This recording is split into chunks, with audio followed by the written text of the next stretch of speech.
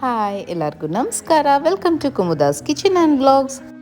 ನಾನಿವತ್ತು famous Bengali sweet ಆಗಿರೋ ಅಂಥ ರಸಗುಲ್ಲಾನ ಜ್ಯೂಸಿ ಆ್ಯಂಡ್ ಟೇಸ್ಟಿಯಾಗಿ ಹೇಗೆ ಮಾಡೋದು ಅದು ಮನೆಯಲ್ಲೇ ಈಸಿಯಾಗಿ ಅಂತ ತೋರಿಸ್ತಾ ಇದ್ದೀನಿ. ಬನ್ನಿ ಹಾಗಾದರೆ ಸ್ಟಾರ್ಟ್ ಮಾಡೋಣ.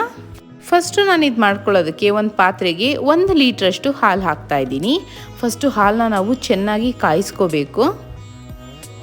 ನೋಡಿ, ಚೆನ್ನಾಗಿ ಕುದಿ ಬಂದುಬಿಟ್ಟು ಹಾಲು ಈ ಥರ ಕಾಯ್ದಿರಬೇಕು. ಇವಾಗ ಇದಕ್ಕೆ ನಾನು 2 ಟೀ ಸ್ಪೂನಷ್ಟು ವಿನಿಗರ್ ಹಾಕೋತಾ ಇದ್ದೀನಿ. ವಿನಿಗರ್ ಹಾಕೋದ್ರಿಂದ ಹಾಲು ಚೆನ್ನಾಗಿ ಒಡ್ಕೊಳ್ಳುತ್ತೆ. ನೋಡಿ, ನಾವು ಬೇಕಾದರೆ ಲೆಮನ್ ಜ್ಯೂಸ್ ಆದರೂ ಹಾಕೋಬೋದು, ಬಟ್ ಒಂದೊಂದ್ಸಲಿ ಆ ಫ್ಲೇವರ್ ಹೋಗೋದಿಲ್ಲ. ಸ್ವೀಟಲ್ಲಿ ಅದೇ ಫ್ಲೇವರ್ ಇರುತ್ತೆ, ಅದಕ್ಕೆ ವಿನಿಗರ್ನ ಬೆಟರ್ ಯೂಸ್ ಮಾಡಿ ಅಂತ ಪ್ರಿಫರ್ ಮಾಡ್ತೀನಿ ನಾನು. ನೋಡಿ, ಹಾಲು ಎಷ್ಟು ಚೆನ್ನಾಗಿ ಒಡ್ಕೊಂಡಿದೆ, ಈ ಥರ ಒಡ್ಕೋಬೇಕು. ಒಡೆದಿರೋ ಅಂಥ ಕೆನೆ ಹಾಗೂ ನೀರು ಕಂಪ್ಲೀಟಾಗಿ ಸೆಪ್ರೇಟ್ ಆಗಬೇಕು.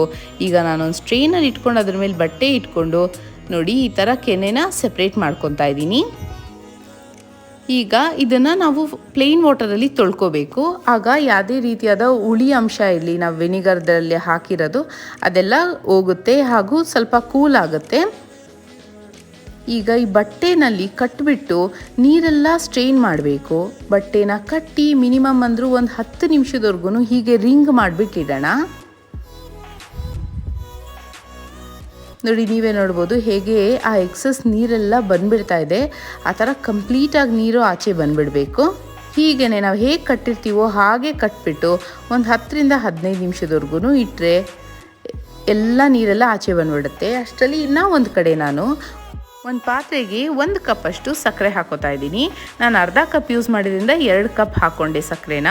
4 ಕಪ್ಪಷ್ಟು ನೀರು ಹಾಕಿ ಬೇಯಕ್ಕೆ ಇಟ್ಕೊಳ್ಳೋಣ.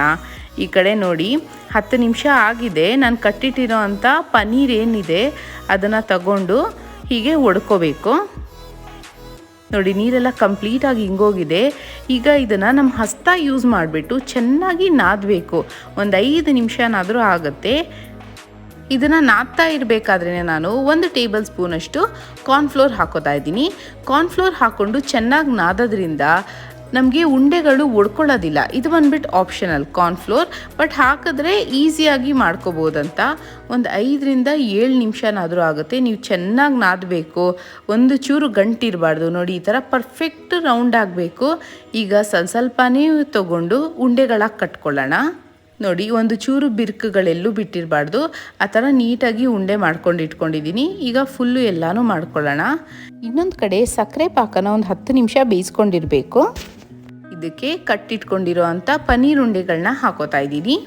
ನೋಡಿ, ಇವಾಗ ಇದಕ್ಕೆ ಹಾಕಿಬಿಟ್ಟು ಮೀಡಿಯಮ್ ಉರಿನಲ್ಲೇ ಇಟ್ಟು 10 ರಿಂದ 15 ನಿಮಿಷದವರೆಗೂ ಚೆನ್ನಾಗಿ ಬೇಯಿಸ್ಕೋಬೇಕು. ಅದಕ್ಕೆ ಮುಂಚೆ ನಾನು ಒಂದು ಸ್ವಲ್ಪ ಕೇಸರಿ ಹಾಗೂ 1 ಚಿಟಿಕೆಯಷ್ಟು ಏಲಕ್ಕಿ ಪುಡಿ ಹಾಕ್ತಾ ಇದ್ದೀನಿ. ಇದು ಎಕ್ಸ್ಟ್ರಾ ಫ್ಲೇವರ್ ಬರಲಿ ಅಂತ, ಬಟ್ ಇದು ಆಪ್ಷನಲ್, ಹಾಕಿದ್ರೆ ಚೆನ್ನಾಗಿರುತ್ತೆ.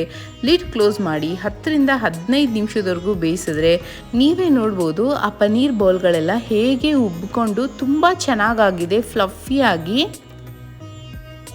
ನೋಡಿ ಹೇಗಾಗಿದೆ ಅಂತ.